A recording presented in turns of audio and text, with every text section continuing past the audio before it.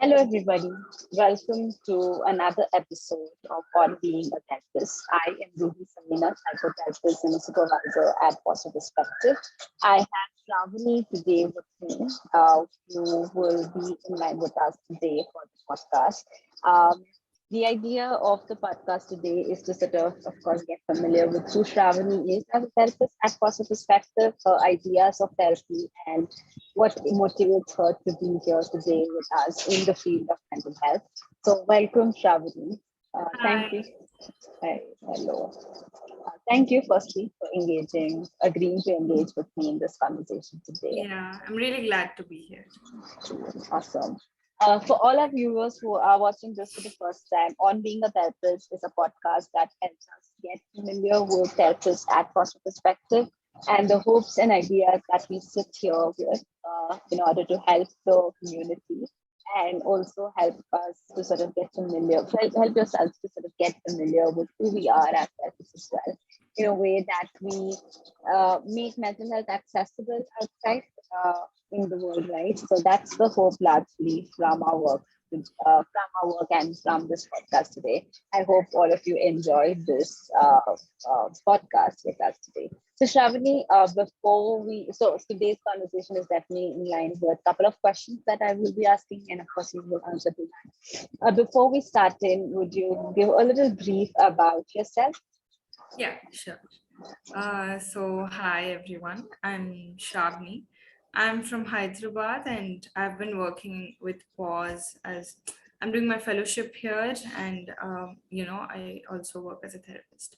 Um, so I'm really looking forward to the interview. Yeah, yeah, yes. So Shravani, as I told, I have a couple of questions today for you. So before we actually go into what mental health really looks like and means for you, let's talk about, and I'm sure viewers also will be interested to know what motivated you to actually get into this field of psychology. Right. Yeah. This question is really interesting because, it's interesting and very commonly asked, like whenever you go to, like when you're in a new class and you're like, I've heard it when I went for my bachelor's and master's. And I really was pondering upon like what really drew me to this field and what was my intention. And I was just thinking right now, and I feel like most of it was my curiosity of the subject. I really had no clue what psychology was when I started, and I was really like curious about what actually happens when when you're exposed to a subject like this, and also like I was looking for some answers, like just to know myself, like what about this, where does this come from, and like things about what's happening inside. I was curious and like really looking for those answers. It was mere curiosity and an understanding, wanting to understand what's going on with it. Yeah. Interesting. So how you said you've been as a fellow at POS. So can you also talk about how long has it been? So it's been 5 months since I'm doing my fellowship, and it's been going great actually. Like I found such a great community, and like this, the workplace is just it doesn't feel like a workplace, and there's so much sense of purpose to what we do here. Yeah, So yeah. agree completely. So it's been a couple of months for you being here, and you're already noticing how it's really working for you. And I'm wondering if you can sort of help us also get a little familiar about the areas of expertise and what kind of population you engage with in therapeutic space. Hmm. So right now, like because I've been practicing only for like a while, I'd rather speak of areas of interest rather than expertise because I'm still on that journey. My areas of interest, or like I'm more inclined to working with you know concerns like depression, mood disorders, and like anxiety or like trauma. Like I've worked specifically with body image dissatisfaction or like eating disorders, and somewhere like also in educational counseling, like career and academic pressure or examination stress. So yeah, very stress related, anxiety related concerns. And one population I've really explored, working with was adolescents and young adults. But at pause, like I've been seeing like a range of them. Yeah, and it's been going well. That's brilliant. And that's sort of like a justified for children and areas of interest that sort of that you commonly see in your therapeutic spaces. Apart from actually being a therapist and actually consulting people on one-on-one in the therapeutic space, what are the other things that you also do for the mental health community? Right. So apart from being therapist, I was working with government schools through Mhm. TFI and this project called Commune. Mhm. So basically, we would do like a lot of group sessions of psychoeducation and holding space for young children in the marginalized communities who go to these schools. And Mhm. as of now, it's on pause because they're on vacation. Mhm. And yeah, that's one project we've like as fellows we've been assigned and have been working on. And Mhm. recently, a few things I've dipped my toes in is like really, I think content and research development. That's like usually the department, but like participating in the newsletter or like engaging in social media. So yeah, that's been some of the new things I've been doing here. So yeah. Interesting. And when you say that you are engaging with a community, children and Mm. seeing young adults and other spaces, but you also said you dip your toes in certain things right now. What are some of the things that sort of really draws you into these spaces? Like I'm wondering about what self do you bring to these spaces in terms of yeah. Sorry, can you come again? So I'm wondering if you can say a little bit more about what is your stance that you bring towards these areas. Right.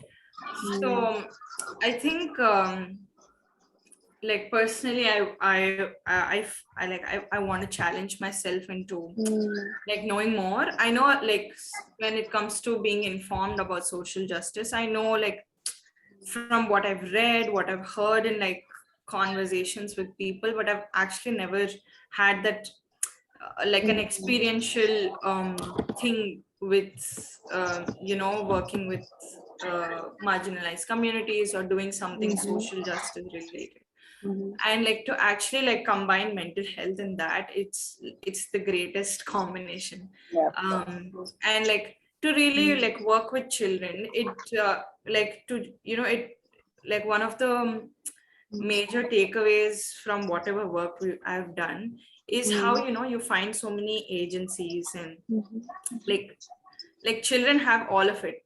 And just help them facilitate and navigate all the know-hows and Mm, agencies they have.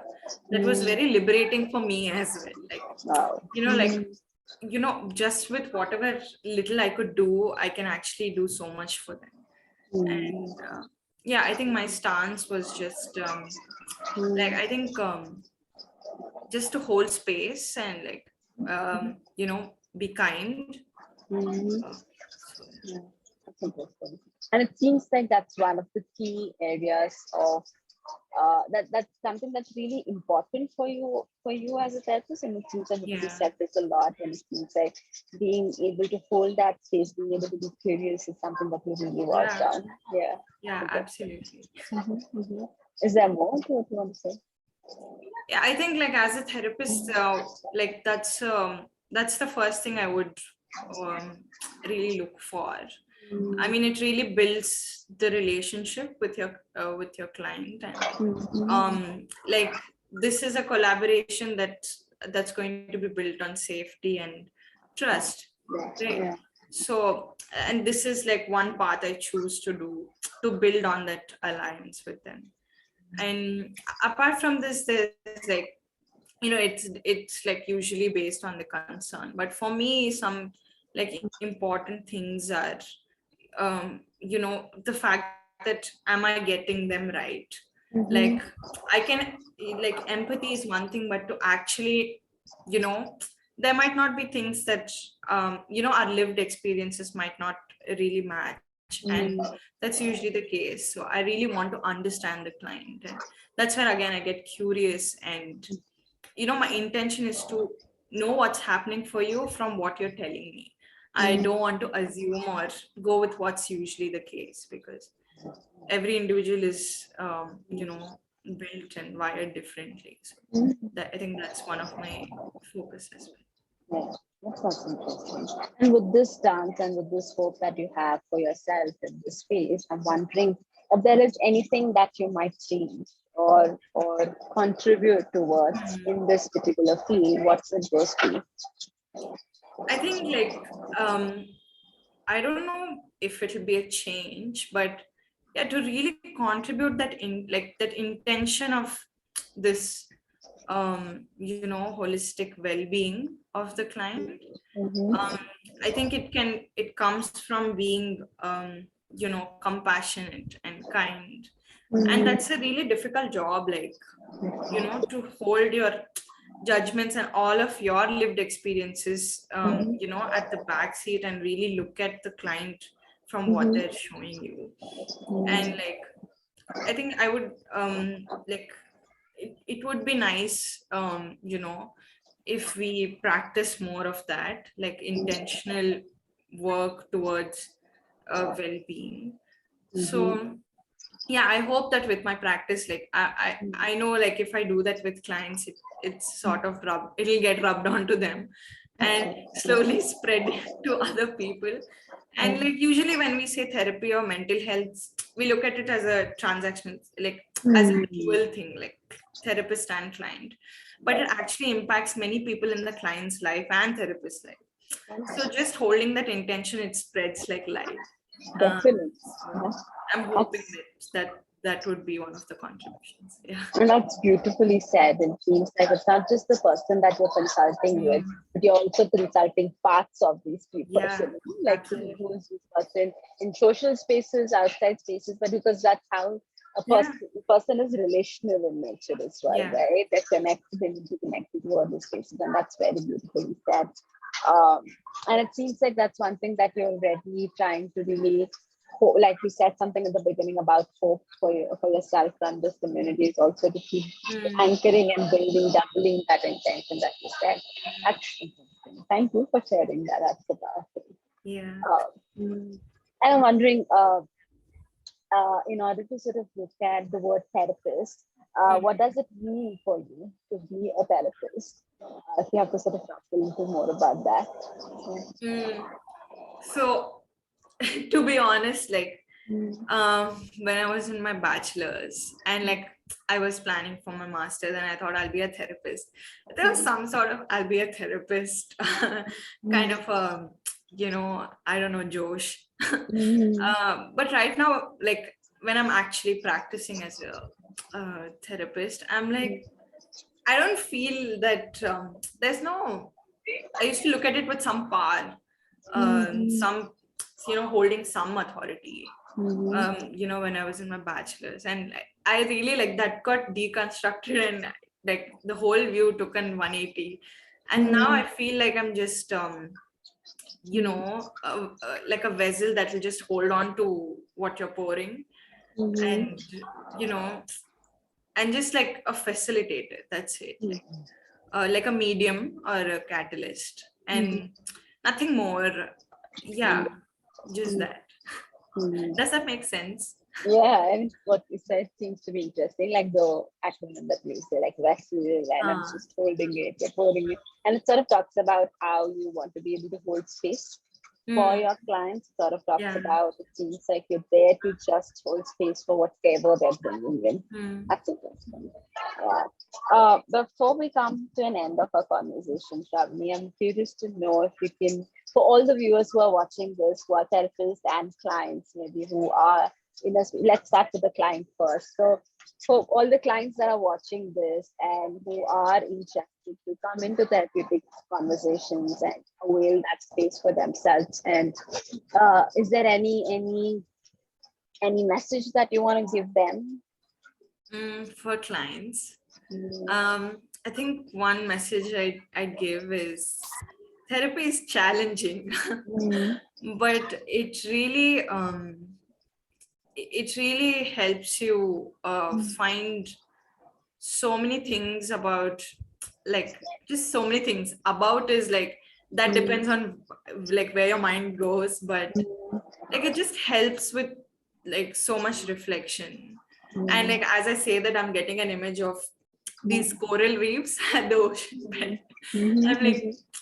like how that's everywhere. So Yeah. I think that therapy takes you to that place, and it's a challenging, it's a rocky road, but I feel like it's worth it.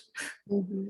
So And it seems like it also comes with that hope that we said, if you're holding it with kindness and compassion, the hmm, challenging road that comes, and easy way to travel along with the yeah, client and you being a therapist as well. yeah, yeah. Yeah, yeah, that's cool.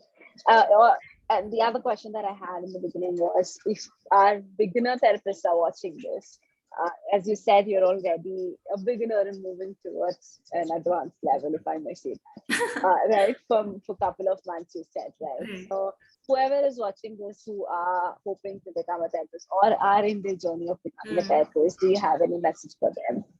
Yeah, for them, I have a message to say that, sometimes you're going to sit back and think, am I doing the right thing?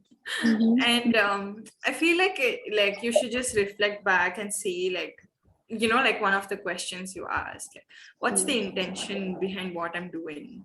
And Mm-hmm. like I'm sure that'll give you your answers. Yeah. And like to not be so critical, and Mm-hmm. like it's a journey of learning, and you'll get there. That's interesting.